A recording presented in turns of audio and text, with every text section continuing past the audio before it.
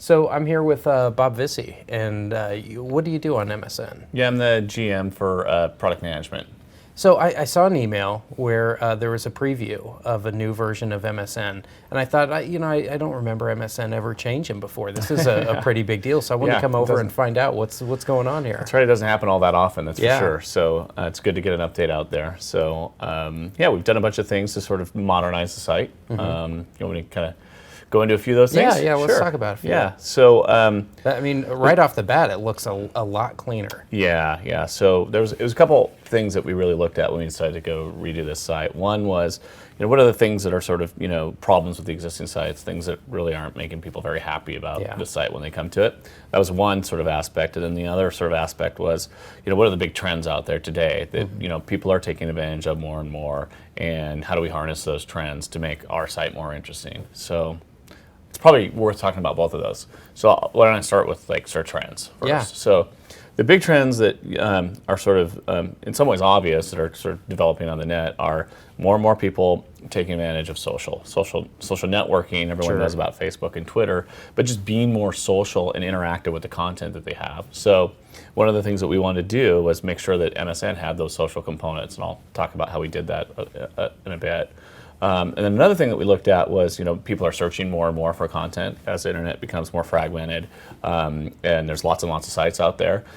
People are now much more comfortable with using a search engine to go into all different types of content areas, and the breadth and depth of content continues just to expand and expand. So having a great search engine like Bing is really going to help us. So we're really adopting Bing and Bing's technology to drive a better search experience. So that was really important.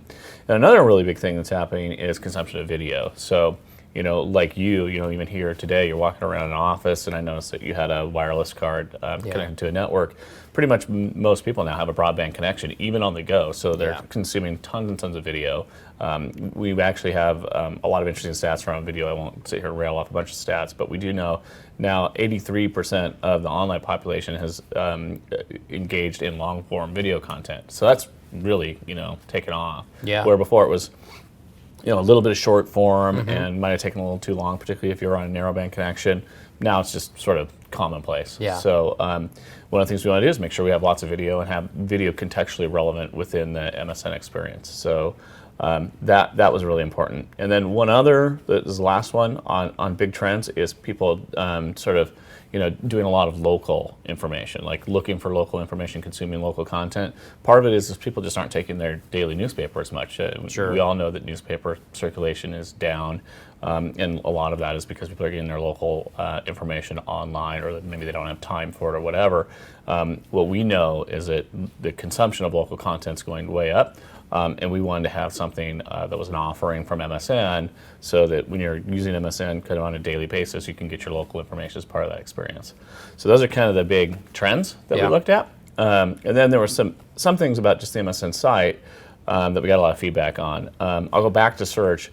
Before we had live search, and live search was okay, but definitely competitively challenged is the way I would describe it.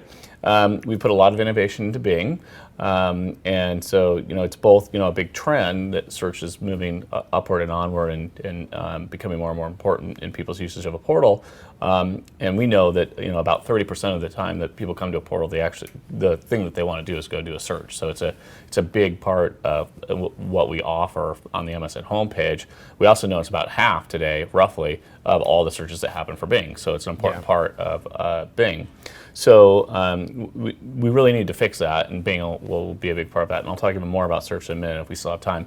And then the next part... We'll make time. It's Channel 9. Yeah, okay, sounds good. The next part that we wanted to fix, and I don't know if there's any real order to this necessarily, but we wanted to get rid of a lot of the clutter. So we had a lot of feedback that, hey, there's just too much on this page. There's too many things going on. It's too hard to find the things that I really care about. So we really wanted to kind of cut back the number of total links and just sort of the design of the site so it looks really clean. So you'll notice that we do things like use tab modules, so you can kind of tab through content. So we actually deliver a lot of content, actually a little bit more content onto the page but when you initially look at the page, it's not so overwhelming Yeah. with lots and lots of links. So that was really important. Another thing that we hear a lot about is just the overall page load time. So, not only do we want it to kind of look streamlined and fast, we actually want it to behave streamlined and fast. So, we measure that down to the millisecond. I won't talk about all those numbers. Some of them are sort of competitive numbers, but the notion is that for a sort of rich homepage, we have a lot on that page, but for a rich homepage, we want it to load very fast, and we want it to be an industry leader in page load time. So those are things that were sort of, they were a little bit broken, and I think we just needed to go fix them. So trying to harness the big trends, fix the things that were broken, and I think we've come up with something on this preview.msn.com that people can go actually check out now if they want. You can go see what we've done. I think When will it be rolling out to MSN? Well, it's rolling out now, actually. So we have about 10% of the user base out there, where we're doing testing and kind of fine tuning and tweaking, and it takes a lot of readiness to get all of the people who do programming onto the site, to get them used to doing that while they're also doing the existing page. So we're sort of doing that shift over right now. And making sure that all of the things that we want to fix and all the things that we want to be better really are better. So we're testing all of that, and it's a very sort of data-intensive process. But in the first quarter, we'll roll it out to the entire audience of next year. And how long did it take when you decided we want to make this change to actually having something that you could look at on this site? Really not too long, actually. I mean, we're not all that different than any other website developer. And we use the Microsoft tool set, so we use Visual Studio, we do a lot of stuff in C#, we use expressions, all those types of things. So, we could take initial looks pretty quick at design, and then, we could work independently on sort of what we're doing with the code base versus what we're doing on design, and have those folks collaborate, but we could still get a pretty good look pretty quickly. And that's one of the things we did, actually, is we went and developed sort of, mock-ups, so that we could go and sort of take people into focus groups and to have them, sort of say, well, yeah, I like this, I don't like this, and work that into our design process while we're also coding some of the key features that need to be, done in more of a deeper developer language. What kind of traffic do you get? It's huge, actually. So MSN, on a worldwide basis, has 600 million unique users. So it's gigantic on a worldwide basis. In the U.S., we do over 100 million users. The homepage in any given month will be around 60 million users. So it's a really big property. Wow. Yeah, we have a huge reach. I mean, if there's one thing that MSN has, it's a gigantic reach, and that's why MSN is so attractive to so many brand advertisers, because we have a nice environment. I think it's actually getting nicer, particularly the homepage, and it has a really, really big reach. So that's what makes the property attractive. And so tell me a little bit about the content, because one of the things with MSN is you seem to have a really good knack for very addictive centerpiece stories. So it's always like the list that I just can't avoid. I mean, it is one of the more addictive. Yeah, some people call it a guilty pleasure or whatnot. And, there is part of that that's true. And a lot of credit goes to the homepage programming team, who does that work day in and day out. And we have a bunch of people that are, basically journalists that grew up and know how to do that. So we spend a lot of time and a lot of thinking, a lot of planning on what those stories are going to be. But we're also trying to use technology to do that too. So we're actually doing clustering of users, so that what I see versus what you see versus what your significant other might see may be totally different based on their interests and types of things they like to follow. But it is true, writing a great headline and connecting people to kind of human interest stories, and doing that based on the things that we know that they sort of cluster towards, makes a big difference in drawing you in and drawing engagement in the site. And so, as web developers broadly, I think, particularly if you're in the publishing space, that's sort of the trick, is give people something that's interesting to them, make it enticing enough so that they'll actually click it, and you better deliver on the other end of it too, because we've done a lot of testing where you can go overboard on that. So if you have to be really clear when you write those pithy sort of headlines that grab, that the delivery on the other end is good, or that'll drive down the satisfaction of the user too. So it's definitely an ongoing balancing act. So we were talking earlier about a little bit closer integration with Bing. Tell me about that. Yeah, that's one of the things that I think is really kind of interesting about the MSN homepage and one of the big things I think will become a long-term differentiator for our product. So, we're investing in Bing in a lot of different ways. So, across shopping, travel, health, and a bunch of other sort of important categories that are becoming more and more differentiated, the way that we present that data and we package that data. So one of the things that we want to do with MSN is, as we develop and sort of deliver against some of these core verticals, we think that there's some great synergy that we can create and do that in a browsable way from MSN. So imagine autos as an example.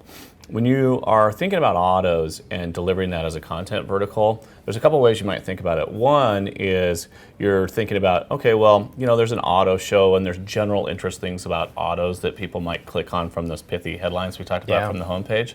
And that's kind of one sort of the top 10 coolest cars at the auto show. Yeah, that's right. And that's the headline that I'm not going to be able to avoid. Right, that's a hot headline, and people like that, and they sort of want to see that.